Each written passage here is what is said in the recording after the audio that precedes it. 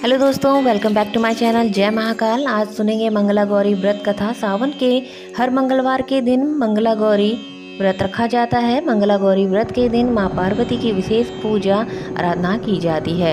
इस व्रत को विशेषकर सुहागिन महिलाएं रखती हैं। माना जाता है कि मंगला गौरी व्रत रखने पर भाग्यशाली और संतान प्राप्ति का वरदान मिलता है और मां मंगला देवी अपनी कृपा अपने भक्तों पर सदैव बनाए रखती हैं। इस दिन पूजा करने के लिए महिलाएं ब्रह्म मुहूर्त में उठकर स्नान करती हैं।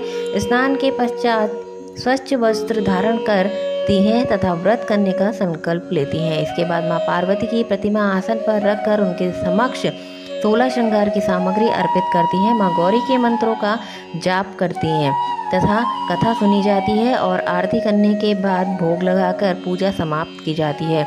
तो आइए सुनते हैं मंगला गौरी की व्रत कथा। कथा के अनुसार प्राचीन समय में धर्मपाल नाम का एक सेठ रहता था जिसके पास धन की कोई कमी नहीं थी। यह सेठ सर्वगुण संपन्न था और भगवान शिव का परम भक्त भी था।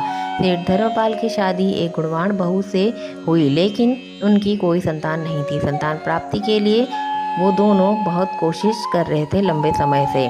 सेठ ने एक पंडित से पूछा तो उन्होंने महादेव और मां पार्वती की पूजा करने की सलाह दी। इसके बाद दोनों पति पत्नी महादेव और मां गौरी की उपासना करने लगे। इस उपासना से प्रसन्न होकर महादेव और मां पार्वती ने धर्मपाल की पत्नी के समक्ष प्रकट होकर उससे कहा कि जो वरदान मांगना चाहते हो मांग लो। इस पर धर्मपाल की पत्नी ने संतान प्राप्ति की इच्छा जताई। भगवान शिव और मां पार्वती ने धर्मपाल और उसकी पत्नी को संतान का वरदान दिया, लेकिन साथ में यह भी बताया कि तुम्हारी संतान की अल्प आयु होगी। धर्मपाल के घर पुत्र ने जन्म लिया। ज्योतिष की सलाह लेने के बाद धर्मपाल ने अपने पुत्र की शादी ऐसी कन्या से करवाई जो मंगला गौरी व्रत रखती थी। समय बीतने पर पता चला कि धर्मपाल के पुत्र की मृत्यु नहीं हुई और अपनी पत्नी के रखे उन व्रतों से वह दीर्घ आयु हो गया।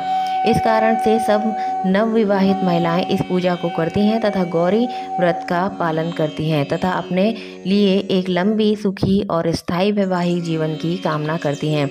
जो महिला इस मंगला गौरी व्रत का पालन नहीं कर सकती उस महिला को कम से कम श्री मंगला गौरी पूजा तो करनी ही चाहिए। इस कथा को सुनने के बाद विवाहित महिलाएं अपनी सास एवं ननद को 16 लड्डू देती हैं। उसके उपरांत यह प्रसाद ब्राह्मण को भी दिया जाता है। इस विधि को पूरा करने के बाद व्रती 16 बत्ती वाले दीपक से देवी की आरती करती हैं। व्रत के दूसरे दिन बुधवार को देवी मंगला गौरी की प्रतिमा को नदी अथवा पोखर में विसर्जित किया जाता है। अंत में मां गौरी के सामने हाथ जोड़कर अपने समस्त अपराधों के लिए, पूजा में हुई गलतियों के लिए क्षमा मांगनी चाहिए। इस व्रत तथा पूजा के अनुष्ठान को परिवार की खुशी के लिए लगातार 5 वर्षों तक किया जाता है। तो ये थी दोस्तों आज की कथा। आपको यह कथा कैसी लगी आप कमेंट बॉक्स में कमेंट करके बताइएगा। तो दोस्तों वीडियो पसंद आई हो तो लाइक शेयर कमेंट करें, सब्सक्राइब जरूर करें। जय Mahakal. Thank you for watching.